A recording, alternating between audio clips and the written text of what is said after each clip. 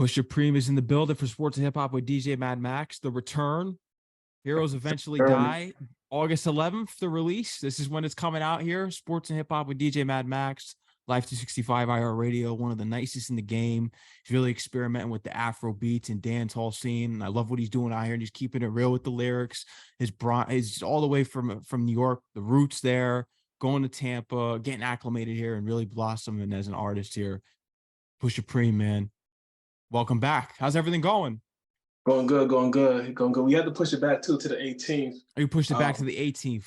Yeah, to the 18th because we wanted to, I've never done an album release or a solo one in New York, so we wanted to give like New York that experience. So we're gonna do the release party in New York, and then we're gonna release on the 18th, and then perform live at the Brooklyn Kitchen, the official like release of it. I'm gonna have to come out to this because I wasn't able to make it out, and I don't think it ended up happening. Were those the original dates that didn't happen? The ones that you sent to me? Mm-hmm. Yeah, I wasn't gonna be able to make it out. So now I'll probably be able to make it out if it's pushed back. So it's gonna be, when are the next dates for the listening party? When's that next Saturday? So the listening party, I believe, is gonna be next Thursday, and then next Saturday is the actual the show for the album at the Brooklyn Music Kitchen. Oh, that's fire. The Hove Museum too? Well, the Hove Museum is going to be like, that's the icing on the cake where we're doing a Letter to Hove song. So the song's already done, so we're going to shoot the video at the museum. And then we're going to go from there. No, I'm looking forward to it. Heroes Eventually Die. I need the story behind this. What's the significance? Because I feel as though there's a deep meaning. Everything with your music, there's a layer. You always got to peel back the layers. Pusha Preme. With anything that you do, I mean, the mass, everything, there's just this mystique. And I think that really adds to who you are, not only as a person, but as an artist. Like when we look at Prince, like the things that he would do back in the day with the symbol and the different album titles, it adds a mystique. There's not too many artists like that. So tell me the deep meaning behind Heroes Eventually Die. No doubt, no doubt. So it has a double meaning. It's the sequel to Hate to Say Goodbye. So, once my grandmother passed, and this year my cousin, who actually taught me how to rap, he passed. So I just felt like, I was just tired of just like dealing with losses. So I just accepted the fact that heroes eventually die. But it's also, a metaphor for just like, good guys finishing last and just tired of finishing last. And sometimes you have to either die being the hero or live long enough to yourself to be a villain. And I think I'm in like this villain stage too, where it's just like, I'm really just worried about the people that's in my camp. And it's really just like, fuck everybody else at this time. A lot of people just been like, like side talk hating and stuff like that. And it's weird to me because I've always been the guy to show love. So the fact that now I've hit like a level to where people are actually envious of me is kind of weird. So I feel like that portion of me has to kind of let go just so they don't mentally bully me. And, with me being like a hero to some people want to tear me down. So it's like, it's all like the exes of the world and the haters and the people that just like gripes for you for no reason will eventually kill you because that's their job. Their job is to kill that version of you so that you can grow.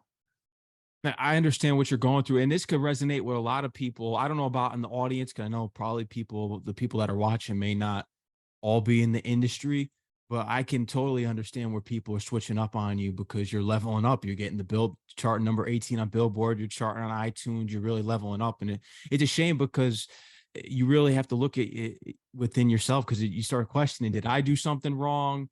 Yeah. The people around you just switch up. Yeah, I get it, man. And I've noticed it recently.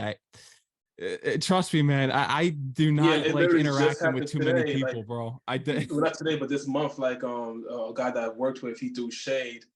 And then like he wanted me to do a feature with his mans. And we did the feature, but I'm not doing hip hop like that no more. So I told him like, yo, let's find another record because I can't put the energy behind it that I would normally do, right? And then he'll see like old features that I post up because I was just kind of just like putting content out until the album came because we have like a certain drop schedule. And he's like, oh, you're doing something for everybody. He's like, oh, this shit was mad mid. So I was just like, well, your shit's not doing too well because obviously you're worried about my shit more than yours. You're not even posting your shit. So he told me to call him. I called him and he's just like, yo, I just stand on my opinion. My pen's been certified by the greats. I'm just like, that has nothing to do with me, bro. Like, keep that between yourself. Like, why are you contacting me about this? Why are you commenting on my stuff? Like, I don't have time for this negative energy. And now I don't even know how to conduct myself around you because regardless of what you think, of like who I am, I'm still a nigga from the Bronx. You know what I'm saying? So for me, it's just like I like to be able to separate things because my ode to what I'm supposed to do as a musician is more important than like my background upbringing. That can be put into the music, but I never want that to translate. So I don't understand why he's like intentionally putting this battery in my back when we've done business together, I've done no wrong with you. So I just felt like I was like, damn, so this is what's going to be like then. Like, you know what I'm saying? Because now, we're getting played on both stations, on 94.1 and 95.7, you know what I'm saying? Two different records, it's like we've just been heavily blessed. So to see that kind of shade, I'm like, damn, bro, like you really must like not be comfortable in your own skin. And I never wanted to do that to people. My whole purpose was to motivate people. You know what I'm saying? That's why, we did the collab with the brewery, we dropped our own beer, just to show artists that you have to get multiple bags. It can't just be just music. You have to do other things as well too. That's why we did the clothing. That's why I did the Tampa tees, just so to give people an expansion. Because sometimes you have to see somebody else do it, and you're like, oh shit, I can dunk too. I just have to run and jump. So it's like I'm seeing it now. It's like it was happening seldomly in the album with just like exes and girls that I used to deal with, but now it's happening more so on like the fella and it's like it cuts deep. No, I'm sorry to hear about this, but I'm going through my own battles of fake people around. You got to keep a small circle in this industry. You can't be out traveling. You can't be. That's why it's so difficult. People will never understand. That's why you see all these celebrities in Hollywood. They only stick with their families, and that's it. There's no hangouts. There's no gatherings. The only time you see people gather is at the Grammys, but that's a forced experience. You know what I mean? So it's a lonely life. You can't trust anyone. It's really when someone told me when I was first starting out in radio, someone told me that the streets is the music industry now. They're 100% right. Yeah, I agree.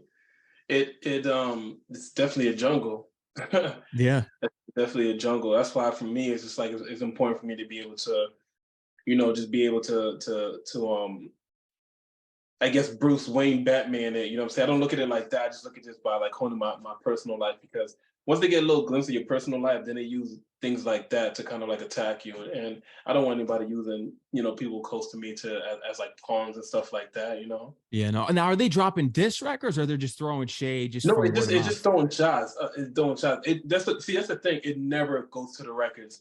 And then for me, somebody that comes from just like, Battle penning my rapping. emotion. Now, if I start to spark now I'm distracting people. Like, who are you talking about? And I'm giving light to that person. So I see the booby traps ahead of time. You know what I mean? I'm just gonna Yeah. just wait until it's in person and then then I can just put on blast. Like if I do a lot of shows out here. So if I see him at a show, I'll be like, oh, ladies and gentlemen, blah, blah, blah. Like I can really like, Cook turn them. someone into a Yeah. class clown. So that's not my intentions, you know what I'm saying? But it's like, I just want to let them know that it's just like, I'm not soft and nothing like that too. You know what I'm saying? Like, I'm a man just like you're a man. And all I want is my respect. That's it. You know what I'm saying? Yeah. No, it's definitely an interesting take. Like I said, people who are in this industry who are real and genuine and wholesome can relate to this. I don't know about if you're about the negative and fake stuff. I don't know. Do you think they realize their actions? Do you think they eventually realize that that's something interesting to That's a really think real about. Do you deep think they therapy ever question. realize their actions, their I don't fakeness? think so. I don't think so because anytime someone does something like that, they would apologize like later, or like days later. Like I've had conversations with my team to where they feel like they deserve something. I'm just like, yo, you didn't work enough for it, and they feel some kind of way about it. They say a couple of things, but then a couple of days later they come back and they be like, yo, my bad, I was wrong for that. I was a little hot headed. I'm like, no, I understand. I'm human too, so I can peep when it's just like you upset, and I give like a grace period to be like, okay, maybe just wasn't the right day for you, and I was the target in your line shot. But then when they don't spin the block to make things right, then I'm like, okay, well, you've always been like this then, because like why would you be okay with that settling in your heart? I appreciate you for sending me the preview early. I listened to the album twice. Kanye Appreciate Crazy that. is my favorite one off of there. You think he's boring? You think Kanye? Yeah, I think born in the fact that like so I think anybody who's doing like antics and stuff like that, that's why I was like boring. Not Kanye Yeah, the not human the being, but Kanye's just boring. It's the yeah, stuff just that he like does for attention's boring. exactly. Yeah. It's just like okay, what's next? What's next? And it's born on both ends because sometimes to spark a relationship up, people just do like the most. You know what I'm saying? So Oh, it's just like you think I'm crazy like that. No, I'm not crazy like that. That's to me that's boring, you know. yeah, no, it definitely is. And I was surprised because I was tuning because you've been going more into the Afro beats and dancehall thing, and you do it well, man. You see what as soon as I turned on the album, I said, I better hear this on the radio because they were shoving honestly never mind down our throats all last year when Drake came out. So they better be playing this because it sounds like something that should be on the radio when it releases. Appreciate I told you it's going to be monumental when it drops. I think it should be. I know what I think is good. People think I'm an old head, but if you want to know real music, to me, this is monumental what you got here. I'm telling you. appreciate it. Yeah, the reaction from the listening party went well. I let Rook from the Justice League hear it. He gave me like the super thumbs up on it. He's just like, yo, I'm proud of you. He gave me like a nice little dialogue with it.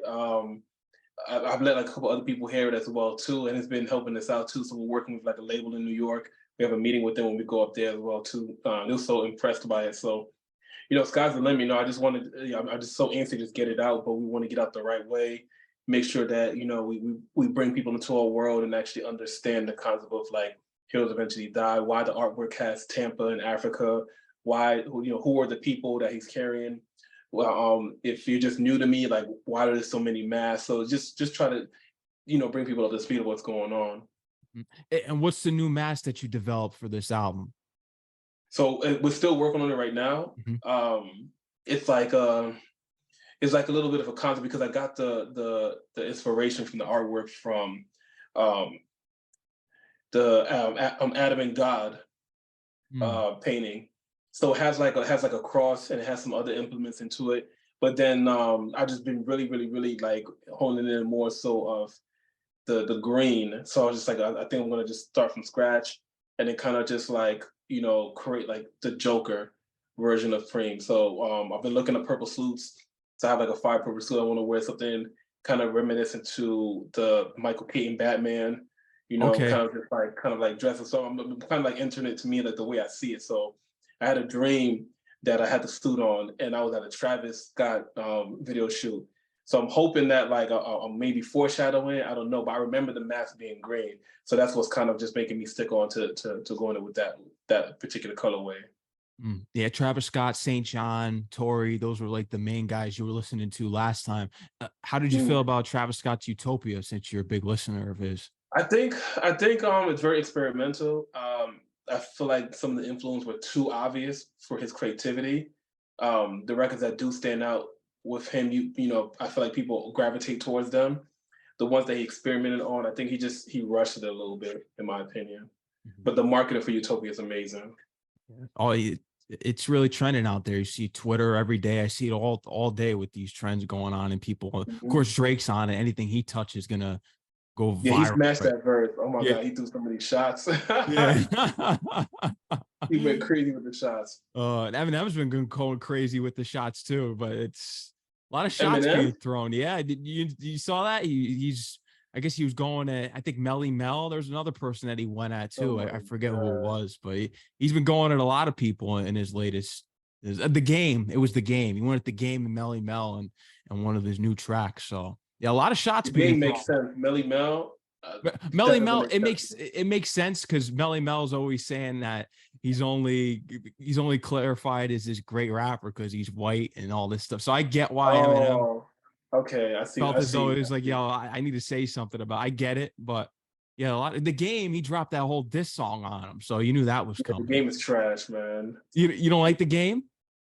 Not. I don't like the game's antics. It's hard to like It's him like because Kanye antics, and he hangs out with. He's cool with. They've been collaborators, so that's true. That's true. On that one record with the skinless monkey, I remember. yeah, easy.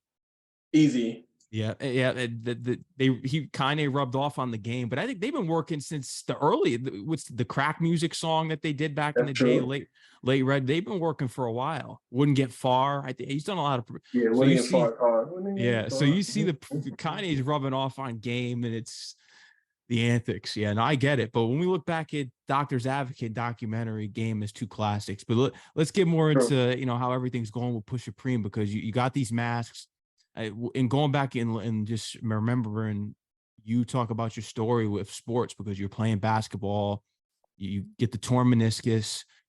I'm kind of curious how you got to really put on these masks because you've been wearing the mask since 2009, but you had a helmet phobia in which that's why you didn't want to get into football. So how did you not have a mask phobia? I think what it was just like on the stage is different. With football, it's like trying to catch the ball, but then like I can't see left and right. When I put these preens on, it's just like it's like a life of its own. And then like the stage is like I put so much practice into it. We do so many rehearsals. It's just like it doesn't even feel like there's anything on It just feels like it's what's Pusha Preme, can you hear me? I can hear you now. Okay, yeah, it's stuck for a little bit. So rewind to what you said. Okay. Yeah, with the helmets it's a little different because like you're running. Mhm. And then you have other people like either hitting you or you got to block people. So it's a lot of movement, and the your peripherals are really, really, really off compared to like when I'm wearing these preems, it's like it just like it feels like wearing clothes. I can't really like tell that it's on because I'm always having it on. I'm always like maneuvering and practicing or doing interviews and stuff like that. So it's like it's a part of me. Compared to that, it's like when you sit down on the bench, you take the helmet off, you put the helmet on. So, and I was like 16 during that time, so it's like a little bit different now.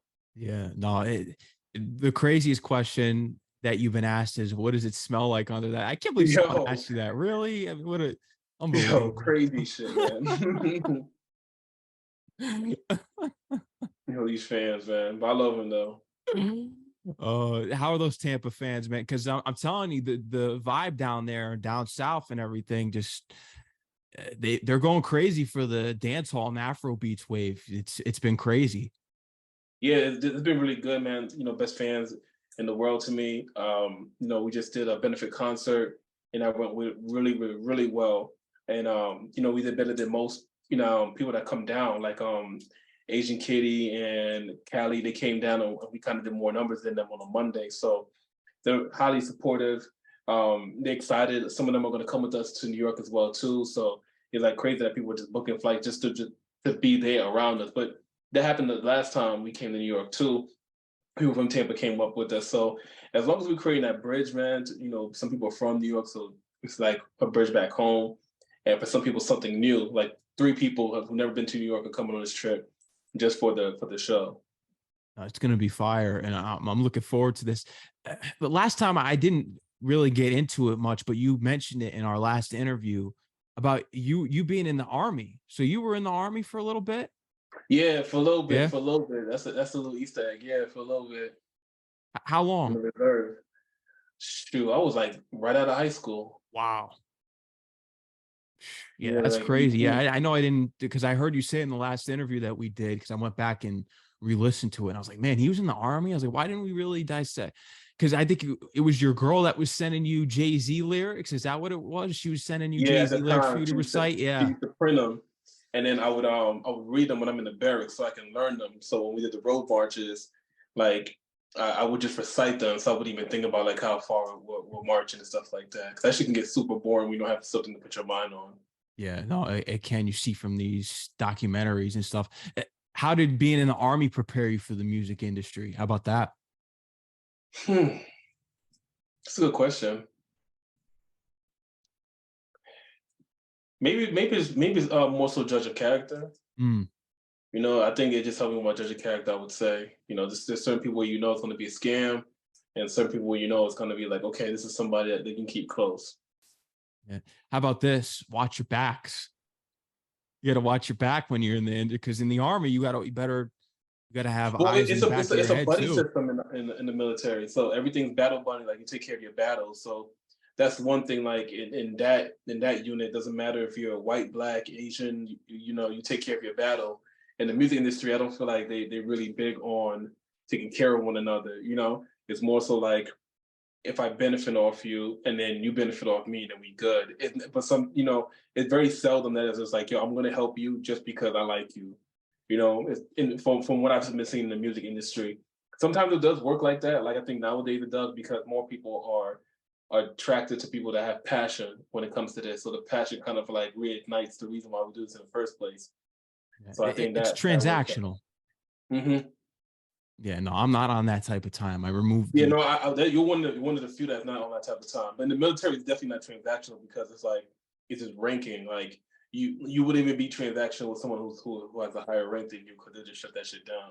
yeah, no, you're all on the same level. And COVID kind of did that for us for a little bit. And now it's back to normal. People Mm-hmm. just don't care about it anymore. But it brought us back to that level where we're all in the same thing. But again, where are these plaques, man? You got them. Where's the special place you're keeping them at? Oh, so I got it in the living room for when you first come in the crib. So I put Oh it there yeah, because so it was more so for my mom, so she would never have to ask me what my degree is. Just like, right there. and Get the plaque. the other one that is at Grand Bay Studios. So just so like other artists can be like motivated by it. Yeah, But Billboard. I'm bringing both of them when I come to New York, though. Oh yeah, you got to show that off. Yeah, because when we do a listening party, we'll bring in like old previous mask. We're gonna make like a little museum so we can like kind of walk people through who don't know me or meet me for the first time to understand everything, you know. Yeah. I you got to show it off, man. And you've been charting too, especially on iTunes, #1 with the records. So you got some #1. It charted #1 twice. Yeah, yeah, Adam and Eve, the Adam Adam and and Eve, Eve. that's a hit right there. You know, we still working that record as well too. I have faith in that record that, we'll go probably in the right remix feature, and then that's what's kind of going to take off. You know, kind of like how Calm Down did for Rema. Yeah. Oh, you're right about that. ISO Kenny. You also work with him. I saw Yeah, the yeah. So we got preview. the Winnie remix. Yeah, Yeah, the we Winnie got that locked remix was in. tough on there. I wanted to touch on that because ISO Kenny is definitely one of the dope artists from the tri-state area, and talk to me about you putting that record together with him for Winnie remix. Yeah, so he came to Tampa, and then I didn't know who he was, and his face looked so familiar. Then I performed, then he came. He's like, "Yo, that shit was dope." Da da da. Then he performed, and he did the Speak Up record. I'm like, "Oh, it's you, nigga!" And he's like, "Yeah." He's like, "Bro, like you're dope." And I was like, "Nah, nigga, you're dope." And he's like, "Yo, I'm trying to get more shows out here. What's up?" And I'm like, "Yo, bro, like no, I'm not jacking it. Like I got the show shit down pack out here." So I was like, I'll show you. Just come to another one of my shows. So he came to another one of the shows, and he was like impressed. He's like, yeah, bro, like I really want to get on this kind of show tip that we could keep working and stuff like that. I'm like, yeah, let's keep working, and we get a record together. It'll be easier for me to introduce you to my crowd. And he's just like, yo, likewise, and I can show you more so like the social media stuff and stuff like that. So we did 2 records together, and he started sending me some of his new stuff before he did the R&B. I'm like, bro, that's what you got to do. You got to do this stuff. Like you're really good at this. The rapping is cool, but it's more impressive. I can hear you more when you do this instead of the voices. And he's like, yeah, I'm gonna start focusing on that. Thank you. And I'm like, yo, I got something for you. So I sent him one joint. It was an Afro beat with a Janet sample, and he liked it a lot. Then I'm like, yo, I think I'm getting a lot of attention in DJs in the pools with this Winnie record. You should probably hop on it because it's gonna be playing on the radio, and I'll give you an opportunity to kind of like transcend over. So he was like, yeah, sure. I sent it to him. Sent it back within like 30 minutes. Yeah, boys quit. Yeah, and it's a great record too. I'm telling you, man, the replay value. I played it. I played it twice. I played it once to preview it, and then I played it when I was working out the other day. It's Oh shit. yeah, no, it definitely it caught me by surprise. I'll tell you that because I was expecting because I know what type of time you're on when you rap, and you do that on this too. You open up the album rapping too, so and when you threw the Afro beats on there, I was like, wow, this is different. So and I enjoyed it. That's this is Yeah, gonna that was the be hardest choice was figuring out how we wanted to open. I would have opened with What Your Love Really Costs, but because when Wild 94.1 opened it out, I was like, oh, we got to drop it today so that if anybody Shazams it, then we'll have it. I didn't know they're gonna do that song. I thought they were gonna do When It Comes to You. So they kind of fucked me up on that one. But I was like, okay, cool. Well, if anything, we'll just open the album up with I Think I Need My God, and then we'll just put like 4 new songs on there to make up for it. Mhm. And that's another deep record. I think I need my God. In what moments do you think that you need him? Or what's the most the trying time? Is it when people go at you who are in your circle? When's the Yeah, time? definitely when Yeah, people go at me, or if there's like tough decisions I got to make, or those foul mishaps that happen to where it's just like when it rains it pours, and you're like, okay, this is the time where I need to start kind of like send all our blessings back up again, getting real acclimated back with God. And you've been doing a lot of charity work with the book drives. You've been doing a lot of the clothes drives. You've been helping getting a lot of artists involved in this too to come down and help too. Yeah, no, definitely. I think, the most important thing is taking care of the kids, taking care of the future, letting them know that, like, it's okay to give, it's okay to be, a humanitarian, because if you don't take care of one another, then you really won't have no future. It just becomes chaos, everyone's already on edge. Yeah. And just think, babe, because people view you as a philanthropist. So, people that are wholesome, when you look at it, and even Dave Easter says it, they hated Jesus, hated Malcolm, hated Martin. When Hmm. you're a wholesome person that stands for something and is a truth teller, you die for it. So this goes in line with heroes eventually die. I see how you spin the block on that one. Yeah. Yeah, Martin, Malcolm, the heroes that sometimes it's just like to fulfill the story that has to happen, So I understand that like each preem has to kind of like, take that route. And that's why in the trailer you have the protagonist, I guess that's what people would call. I'm just trying to think of like what she would be. She's not really a heel, but she's chasing Preem down with the flamethrower and stuff like that. So she'll be around a lot more because her job is to assassinate all the Preems one by one. Mm. Oh, that's deep. Especially because you loved talking about that topic in relationships and just that no one really does that. You speak about that, and no one really talks about that in their music nowadays. Yeah, it's my therapy. Yeah. I'm telling you, man, game changing. I remember last time that we talked in our last interview, you were opening up for Jadakiss. How did Oh that go? yeah. Oh yeah. Holy cow, yeah. How was that? That was dope. That was a dope experience. He showed me a lot of love. Um, to me a lot of love. I can't front. And then we booked the Airbnb for him. So the Airbnb was my man spot. So we all went back to the Airbnb and we just just chopping up, talking, asking like questions about Big, asking him questions about Cam. I asked him like, how do you stay so sharp? Just little things like that. I didn't get too fanboy with it because I just wanted to know where his mind was at and how he developed his skill. Mhm. Do you get a sense that when you're around these guys, because you've opened up for some big people, I remember you opened up for Nas, so that when you get into the rooms with these guys, do you feel as though they've all gone through what you go through, especially with people around you Yeah, switching up? Yeah. sometimes I just think that like the eras are different. So with like Jada, like being in the locks, then getting signed to Diddy and stuff like that, kind of changes everything. Same thing with Nas and like the stuff he did. But I do understand the upkeep. I feel like it's one thing we all have. We just have pride and upkeep, thinking of different ways to kind of create to be to accentuate the brand. I think those things are like super important, and they're well versed when it comes to like whether you're a new artist or a young artist. Mhm. And who's some other artists that you're going to be working with soon? Because I remember Busta Rhymes, the guy that got you into hip hop. Put your hands where I could see him. Yeah, yeah. Cannabis. We talked about this all last time. Are we reaching the goals here? Eventually getting with Busta? I Is mean, that hopefully, Buster, man. I mean, going to New York, I'm going to be talking to a lot of people, so I'm going to try to meet as many people as possible. But if not, then like we want to work with the up and coming youth. I've been reaching out to a lot more Afro artists. Like I've been reaching out to Ruger, Amalade. Just trying to just really just elevate what we're working on right now. Right now I have to kind of just think about the longevity of where we need to go. Yeah, I feel as though you're really transitioning. Are you trying to? I'm not going to say completely remove yourself from hip hop. I know you said that before, and speaking about the situations that you're on Mhm. the Afro Beats time. Is this? Are you trying to be a full time Afro Beats artist, or is it it's just something that you just want to rock with at the moment? I think it's, I want to be a fusion of it. So when we was talking to the name of the label is Earth Ground, yeah, Earth Ground.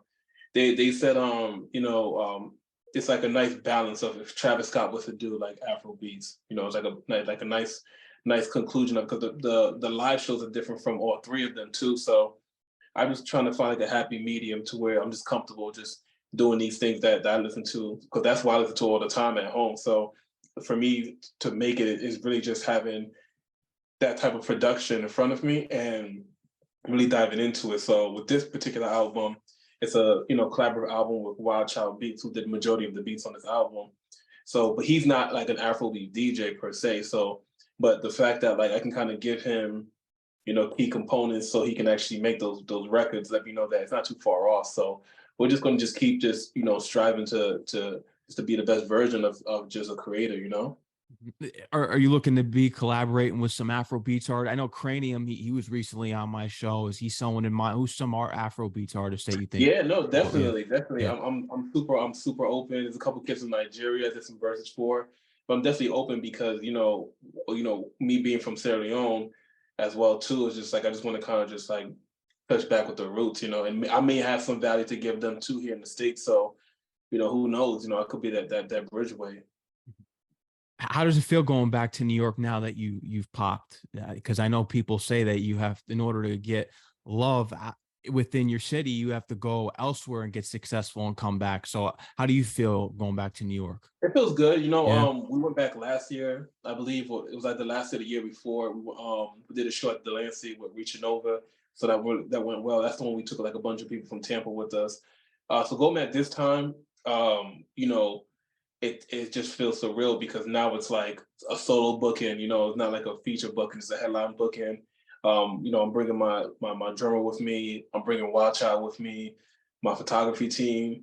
Even bringing an opener from Tampa as well too. So it just feels like very, very, very like what's the word I'm looking for?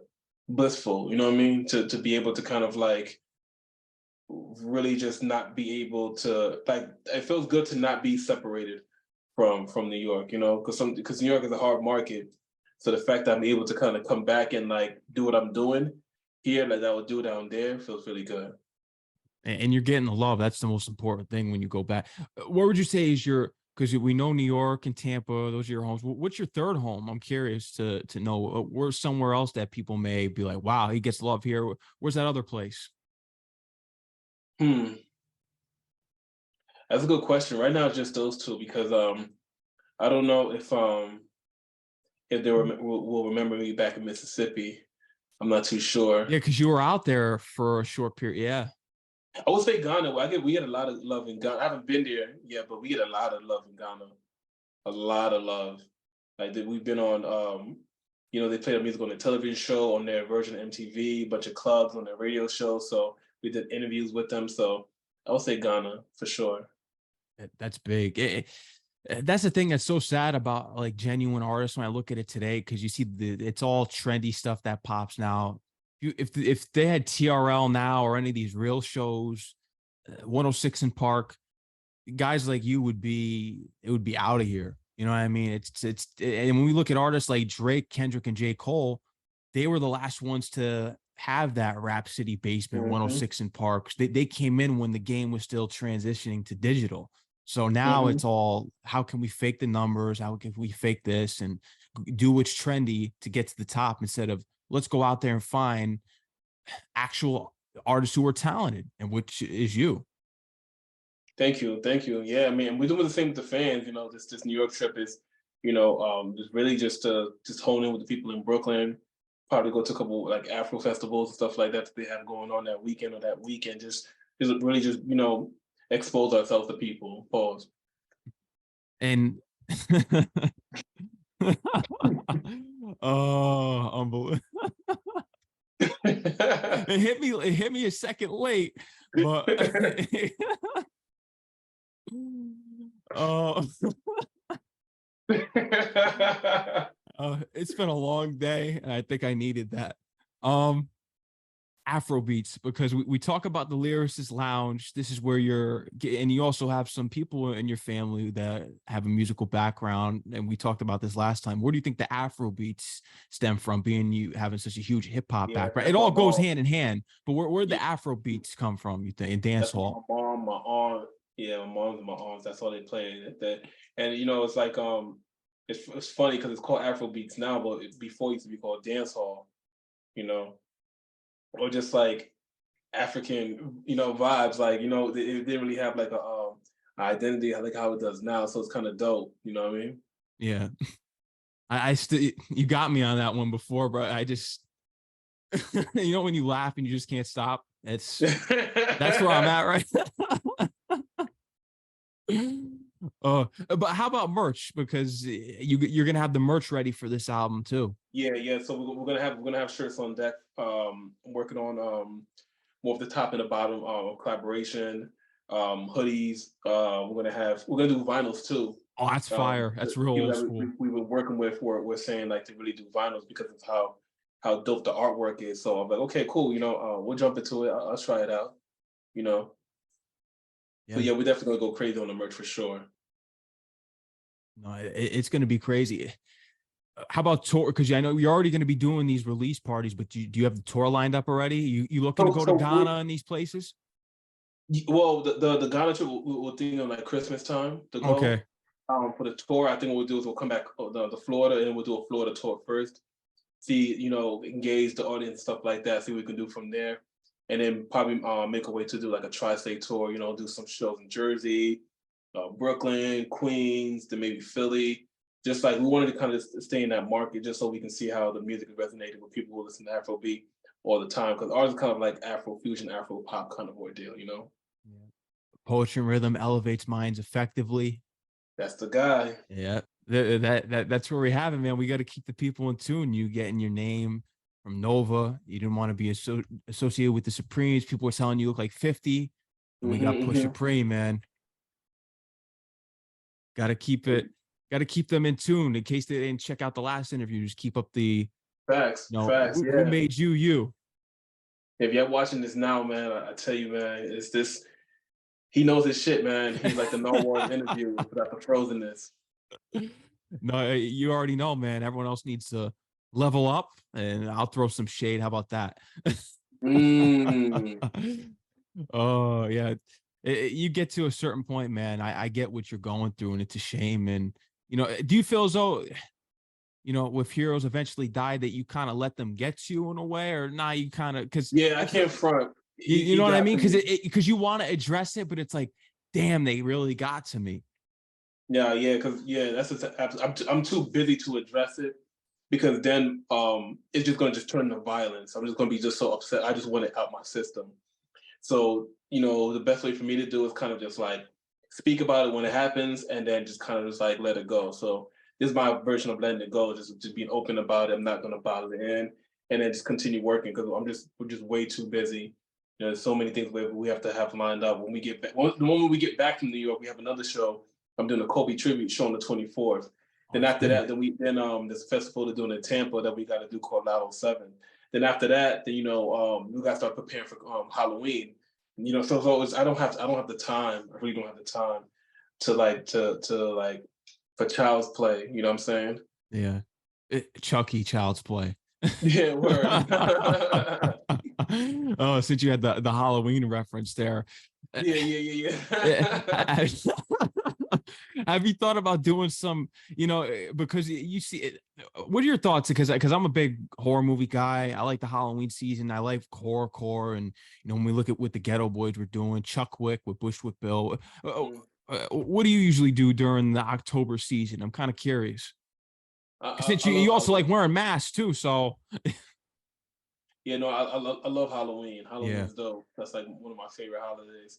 This year is gonna be more so for my daughter. She's born the 24th, so we're gonna do the whole like family dress up thing, and then just kind of just make sure that she gets like the best like safest Halloween experience that she can. So I'm gonna hang up my Halloween cape, depending on like what day it falls on.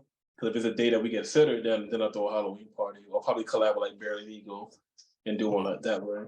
oh, that's far. Now, would you dress up? Would you be Pusha Preme, or are you gonna be? Because I know you get into these outfits together. I know you got a special one with the Joker. Yeah, Would you nah, actually I put on can't a, be free for other Halloween. mask than what you have on now, or are you Yeah, gonna be I Pusha can't be Preme? free for Halloween. I have to be way more creative than that. Yeah, So you know, that's we'll fire. probably she's in the Dora, so we'll probably do the whole Dora thing. Okay. I'll probably be like the map will be the fox or something like that. We'll see. Yeah, you got to put that mask on. Like, I'm not even. You know what mask I'm talking about?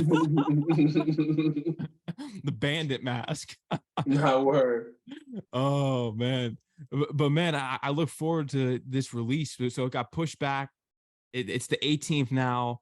Yeah, You got the and upcoming it's worth the events. put back because like the we're gonna drop another visual as well too. So we'll keep giving people visuals so they'll understand that it's like it's worth the wait. We didn't want no distractions, and we really wanted to make sure that we were in New York when we did the release. You know, we just wanted to give New York that you know we never gave them that. You know, all the albums we've done, we never gave them that before. So why not? You know. Every summer has a fall. Because when I was listening to the album, because I saw that was the intro, so I thought about, is this the intro to what the album's called? But then I got the clarification from you. Every summer has a fall. That's just that's crazy when you think of it, because it's true, and it's almost That like is. every That dog was the has his original day. title. Yeah, That was the every dog original has his title. day. It's similar to Mhm. that. That's facts. That's Yeah. facts. Yeah. The only reason why we switched it is because that just felt more so like more people could relate to Summer being more like a hero than just I didn't want people to get confused with the theme. Like, oh, okay, well, summertime is done. It's like, no, it's more than just summertime. It's just Yeah. like the hero, whether you're male or female, you know, it's just there's going to be a time when you got to go. And you know, I definitely wanted to make a sequel to Hate to Say Goodbye. That's why the heroes are in the artwork as well too. Like when you go to the artwork, you'll see the other heroes that's in there as well too. What's going to be the one we're going to manifest this now? What Kanye Crazy is my favorite. I just love that record. What's going to be the one that gets the next plaque? I think honestly, man, give up on me. Give up on me. Yeah, that's another one I had. It's like I had down. only because it's like it's heading towards winter, and I just feel like you know the way that Jersey sound is going, and the way we kind of put like a nice little twist on it. It may be that,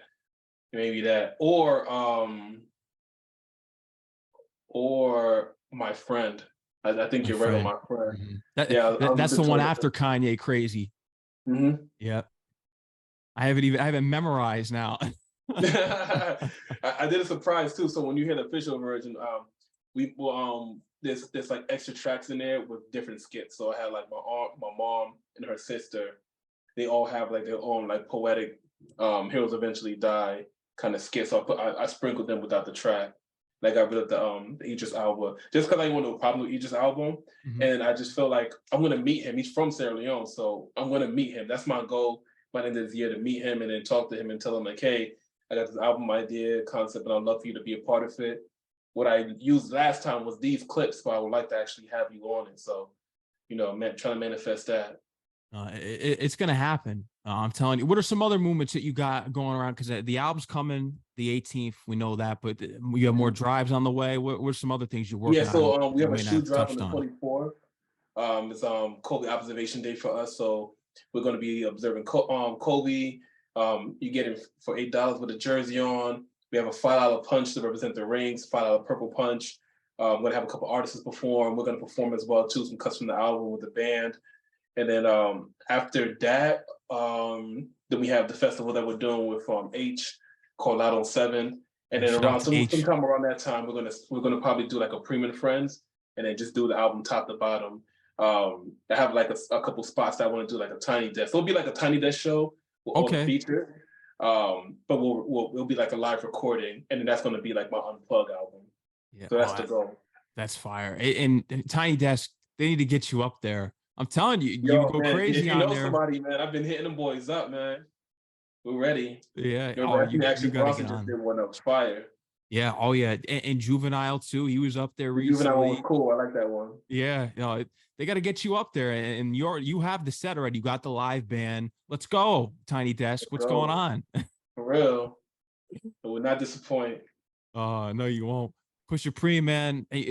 Stay after if you can once we're done live, so I can get the dates and I'll get everything written down to see if I can make it out next week. But is there Okay. anything else you would love to let the audience know? Anything else that we didn't cover here tonight? Yeah, just like if you guys watch this, make sure you follow my man, like and subscribe.